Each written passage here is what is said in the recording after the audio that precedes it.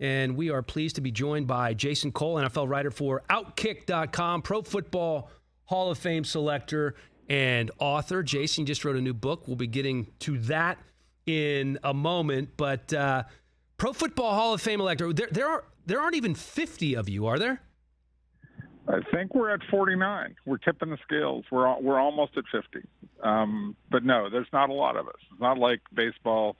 And I have no idea how many people are in the Basketball Hall of Fame. Probably a lot because they put a lot of people in. They do put a lot of people in. And is this something that you still look forward to and enjoy every Super Bowl week? Or is this something that can be tense and emotional when you're in the room arguing for a player to get in? Well, I mean, it's both. I mean, there is nothing that I take more seriously, not because it's myself, but because it's so important to the game. There's nothing I take more seriously than trying to make sure that we vet these people, the candidates properly, and put the right people in at the right time. And look, there are no bad candidates. There are varying degrees of good to great, obviously, right? But I make sure that I talk to every year I make sure that I survey at least 400 people who played or coached or were personnel people for at least a couple of decades in the NFL, have a lot of experience in the league, saw a lot of people play. And that takes, a couple of weeks to do that in advance of the vote. And then you're spending 9 hours on a vote. And, yeah, it is tense sometimes. And you do have some rough arguments. And you do have to, sometimes bring up sore subjects about great players, right? And you're picking apart people. So, yeah, it's hard. It's really hard. But it's gratifying because at the end, that you've played a small part in changing somebody's life. So, I covered Zach Thomas for most of his career. And when I was watching, the special that, you guys do on NFL Network, the knock on the door, and I see Zach break down in tears in that one, that's really, really touching to see that happen. And I can't really describe in proper terms how emotional that was, even for me. And I know how emotional it was, obviously, for Zach. Well-deserved for Zach Thomas. You probably don't remember, but back when I was a young reporter, I worked for a TV station in West Palm Beach and would go down there during that Zach Thomas, Jason Taylor, Jay Fiedler era in that locker room. And he was always kind of the glue, obviously, for that defense, a very good defense at the time. You said you surveyed, 400? At least 400 people. What's the survey? Did you send them an email? Did you give them a phone call? Shoot them a text? Yeah, we're text messaging. It's a message at this point. I used to try and do them all in phone calls or emails, and it's too time consuming. But I try and do that because you don't want the bias of, okay, I've got 10 or 20 people that I really trust. There are people that I'm closer to than others whose opinions I value. Whether it's a guy like a Bill Belichick or a Bill Polian. But you don't want their own biases to creep into what you do. And so you want to make sure you diversify as much. But, yeah, it's by text message. Now, the first year I did it, was it 11 years ago? It was the year that Warren Sapp went in and Mike Strahan, just barely got cut.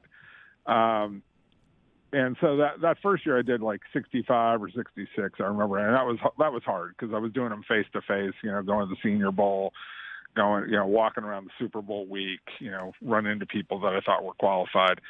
And then it grew. And then it was like, look, dude, I need a phone number because I got to text you. I can't do this. And the other thing is I don't want the bias of long discussions to creep into it as well. I am fascinated by the Pro Football Hall of Fame process and the draft. Also fascinating this year. 43 trades made, 14 quarterbacks drafted, and I would say the NFL succeeded with the help of the general managers of making this a drama-filled draft. The biggest surprise for me was just the fact that the Texans were able to keep it quiet, that they were going to draft C.J. Stroud with the number 2 overall pick, and then, of course, they trade up to number 3 and draft Will Anderson Jr., so they get flagship pieces on both sides of the ball there for an organization that is desperately trying to win some football games. It seems like forever since the Texans have been relevant. What stood out the most, though, for you in this draft? Oh, Anthony Richardson going at 4. Now, I'm not surprised because of the kind of physical specimen he is. Mm-hmm.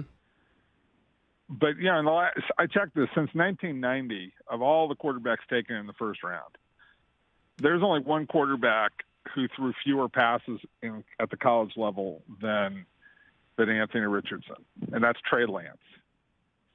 And in this day and age, the ability to teach a quarterback in the off season, when you don't have as extensive a practice time and you're not going full speed as much, and training camp where you don't get the same kind of reps, and in preseason where you're limiting the exposure you have with veteran players and important players. The process, Anthony Richardson is as talented as it gets. He's a unicorn of an athlete, and he's an exceptionally wonderful human being. I lived in Gainesville, Florida for a long time. I haven't been there for a couple of years, but I know all the people who know him, on a kind of an adult level, because he went to the same high school that my sons went to. So I know a lot of the people there, and I asked about him, and everybody swears this is a really great kid, very mature, but he just hasn't played quarterback. And I also know that the high school program that he played in wasn't very good, and I'm being generous right there. This is not like Bryce Young, who went to Mater Dei in Southern California, right, which is basically a small college program where you get very sophisticated coaching and very sophisticated offense. But all of that said, I think Anthony Richardson went to as good a place as he possibly could, because the owner in Indianapolis, and say what you want about Jim Irsay, and the issues he's had and all those kinds of things, but he worked on the personnel side before he took over as the owner from his father. And so he understands football probably better than 90% of the other owners out there. So he's one guy who has patience. But the process of teaching this kid how to be quarterback, it's tough. Peyton Manning threw 1,300 passes in college. Anthony Richardson threw 393. I'm trying to think of another comp of somebody who didn't have that much experience in college, and I can't. You mentioned Trey Lance, but I'm trying to think of another guy who only was a one-year starter and then went on to have success in the NFL. Kurt Warner is the great example, right, of a guy, but he wasn't a first-round pick, and so sure. there's never any expectation when Kurt first came into the league. So Kurt got to sit on the bench, and he got to go play in the World League and throw a lot of passes there. And, he earned his spurs in a different way, right, until he finally got his chance. So I'm not saying it's impossible to do this, but everybody in Indianapolis is now waiting with bated breath for when is Anthony Richardson going to play? Is he going to play his rookie year? Is he going to get in by the second half of the season? Or is they're going to wait the full season? Maybe we'll get him in the second season. Well, if you listen to Jim Irsay, he's going to play out of the gates because he wants to see Anthony Richardson out there because he doesn't feel like he can get better as an NFL quarterback by watching from the sideline. It's interesting when you talk to people about this, there are differing opinions. Absolutely. I think Daniel Jeremiah from NFL Network, to me, probably had the smartest plan, called it a hybrid plan. Let him watch 4 or 5 games, but then give him double-digit starts as a rookie. But when you hear the owner say, I want him out there playing, I think he needs to play to get better, I wouldn't be surprised to see Anthony Richardson start 17 games for the Colts. I wouldn't either, but I will also say this. Jim Irsay can be out on the practice field and see if things aren't that good. Right. And probably say, if Streichen comes to him and says, I don't think he's ready, Irsay will say, okay, I get it. Let's not do this. Yeah. And this is not the same thing as Andrew Luck, who threw a lot of passes at Stanford, or Peyton Manning, who threw a lot of passes in college, right? It's a different situation. So, yeah, Jim Irsay had a tremendous amount of success letting those guys play from day one. this kid's not the same in terms of experience. I think in terms of intellect, maturity, responsibility, he's very much the same. But nothing replaces the act of throwing a ball against an all-out blitz, against a zone a zone blitz scheme coverage, and you've got to change your arm angle at the last second because of the way the tight end is running, is running down the seam, right? Or how the slot receiver is running down the seam. I mean, they're just things he has not done and has not done as much as other people. I always remember saying this about Mark Sanchez, who had basically 2 years as a starter at USC. And I told his agent when he came out after his junior year, I said, he should stay one more year. He goes, well, he's never going to be drafted this high. I go, yeah, he might not be drafted this high, but that doesn't mean he's going to be successful. You want him to go out and have another 400 throws in college and learn the process. And Mark had a decent career, butt fumble aside, right, and all the other silly things. I mean, Mark ended up having a pretty okay career, but it wasn't what they certainly wanted when they took him with what I think it was the number 5 overall pick. That was not the plan that the Jets had. Well, and you remember Pete Carroll initially did not agree with him entering the draft either, but it is hard to argue with a guy that's going to be a top 5 pick. Let's talk about another Jets quarterback. Aaron Rodgers gets his Linus, his security blanket. Randall Cobb agrees to a 1-year deal with the Jets. No surprise there. What is surprising to me, somewhat, Jason, is when you hear Aaron Rodgers say, I plan on being at more than half of the offseason workouts. Does it surprise you at all that Aaron Rodgers not going to be there every step of the way with a brand new team? And yes, an offensive coordinator that he's familiar with, but a lot of teammates he's trying to work on this timing, and he could miss almost as much as half of the offseason workouts. It annoys me. I don't know if it surprises me. Yeah. Look, I don't get – I like Aaron a lot. I think he's incredibly bright, and obviously he's one of the most gifted passers in the history of the game, right? There are a few people who can throw a ball like him from different angles, deliver a ball as accurately, all those things that people have talked about ad nauseum. I don't get, are you here to win or are you here to have off time? I understand guys have their off season. Excuse me, Dan. But what's really, truly important, especially as you get to the end of your career and you're in a new environment, every single day you're there is valuable to be around the guys and learn them, and not only learn who they are as people, but how they move as athletes and how you throw to them, how they adjust to things, how they see things. Are you on the same page? And, he pulled this stuff last year with a new receiving core, and they weren't on the same page until maybe the last 7 games of the year. So, yeah, this is annoying to me. Yeah, I would imagine it's annoying to Robert Saleh and the coaching staff as well as the general manager there with the Jets. Because I hear it. It's not a big surprise, but same thing. I'm like, come on, man. I mean, you have 2 more years. You have Patrick Mahomes has been to 3 times as many Super Bowls in his short career as you have in your entire career, and you got a shot here to win another one. Why not go all in? I just don't feel like he's going all in. All right, Jason. And on top of that, this pathway ain't easy. Right. Talk about this is not going to be like the NFC North, which you dominated for so many years because there really wasn't that much competition. Like, you got to go up against Buffalo, a Miami team that's pretty stacked offensively, and Belichick's in that division. You're going to get out of the division, and then we're not even talking about Mahomes and Herbert and Burrow.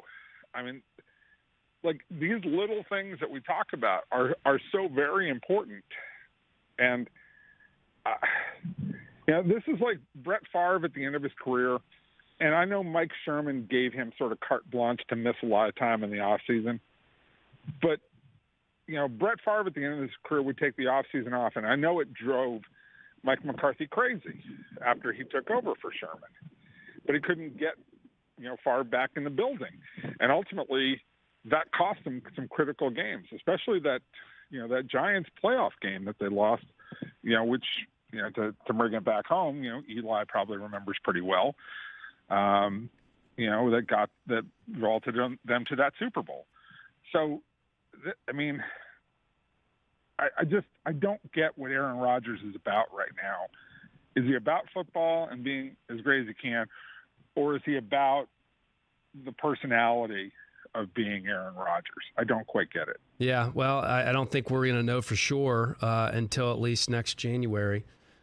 Jason Cole from Outkick.com, Pro Football Hall of Fame voter, is an author of 8 books, including your latest, Shut Up, Your Kid Is Not That Great, is the title. And, coming from a guy who has a couple of teenagers, and I'm sure everybody in here has already gotten sick of me talking about him, so I probably talk about my kids too much, but I say this all the time, Jason. People that you are acquaintances with or don't know that well, the two things they really don't care about, your kids and your golf game. So when you're talking about that, nobody gives a damn. So I love the title of your book. Give me a little bit of background on it. I was sitting around talking with my agent one day, and he's coaching his kids in like 4th or 5th grade basketball, and he's just talking about parents, and they're talking about, they want this to be fair in the playoffs, and what time do they start? I'm like, God, can parents just shut up and let their kids just go play and just worry about are you going to have good pizza after the game, right? Like, make it fun for the kids, because if you make it fun, the kids will keep playing. And I just, and in the course of this conversation, we just said we should, do a book about this, and what are we going to call it? And I was like, I don't know, this is a little rude and it's a little crass, but it's, it's me. Shut up, your kid's not that great. Just stop. Just stop. Really, just stop it. And then I just thought of anecdotes from my life where parents got in the way, and the biggest, and this really speaks to a lot of parents who I think live vicariously through their kids. I mean, I certainly understand want to pump up your kids and talk about, how wonderful they are and support them and stuff like that. But this goes beyond it. It's talking about, parents who, like, they're living their dreams through their kids. And there's a very careful line as a parent you always have to be cognizant of.